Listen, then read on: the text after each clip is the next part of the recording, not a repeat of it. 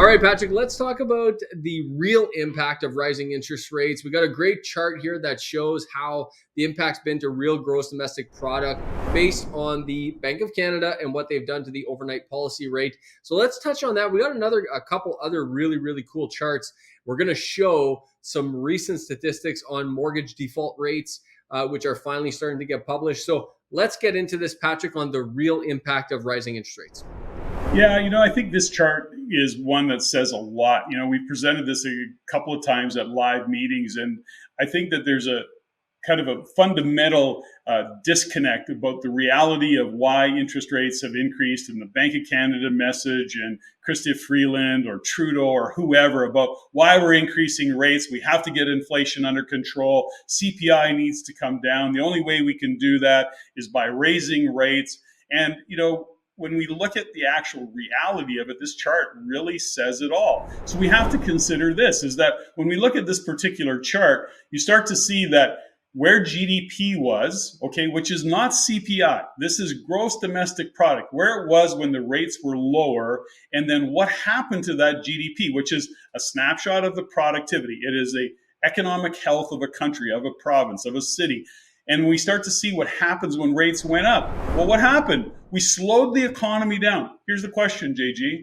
Did CPI come down? Oh, they're bragging about it. They're going, look at us go. We brought it down to 3.2%. Okay, 3.2% on top of a whole, it's layered. So is inflation come down? Are prices coming down? No, they're not. You're layering it on top of the other. And this is what drives me freaking crazy, because at the end of the day, what we know is this.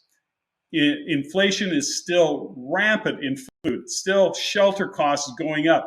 And to add to add salt to the wound, if you will, is CPI 30%. Over 30% of CPI is made up of the interest portion of a mortgage payment. And they keep raising rates. So are they bringing CPI down? Absolutely not. It adds to the increase in it. The point is this: what they're doing is slowing the economy down. Is that going to have any effect on inflation or in food prices? No. Is it going to have any effect on fuel prices? Absolutely not. Is it going to have any effect on shelter costs? No. Oh, those just happen to be three things that are really important to us. We got to eat, we got to put fuel in our vehicles, and we need a place to live. So here's a great chart. I think it's a great indication of exactly what is happening in terms of the impact of rising interest rates. So did they need to do it? Yeah, arguably slow the housing market down. Has it slowed it down? Has it brought prices down? Arguably not. I mean, they're coming down from the highs of 21, 22. We'll see. Patrick, I'd love to jump in, but I was gonna jump in, but I just love when you get all fired up like that. So I thought I would let that go. But let me show you. I got another great chart that I want to actually show people, because this one's really important. And these are the mortgage default rates. And we got some current. They're not super current, but we're getting there in terms of current statistics in terms of mortgage default rates. Now, we've said this on previous episodes. Worth repeating, though, is the reason the default rates are not going up. In fact, you can see here they are. In many perspectives, Patrick, mortgage default rates mortgages in arrears are going down, not up.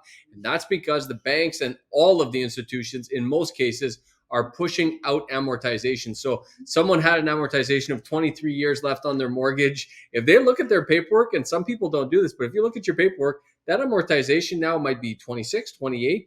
In one case, I have one of my it went over 30 years now. And they just keep pushing it out, but my payments haven't changed, so I'm okay with that.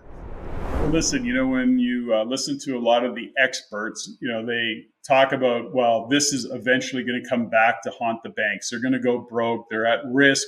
There's a lot of naysayers out there. And I don't disagree, by the way. Like, none of this makes sense. It's kind of nonsensical in a lot of ways about how they're pulling this off, the risks that they're putting people at, but also in terms of what OSFI says is happening. That's why they said to the banks, you guys got to up your reserve funds. Okay, so they see the risk, but never negate the ability of any central bank, any government to kick the frickin' can down the road. We don't know how they're going to do it, but I think that we can count on they're going to do it. Somehow, some way, there'll be some catastrophe, there'll be some reason to print more money.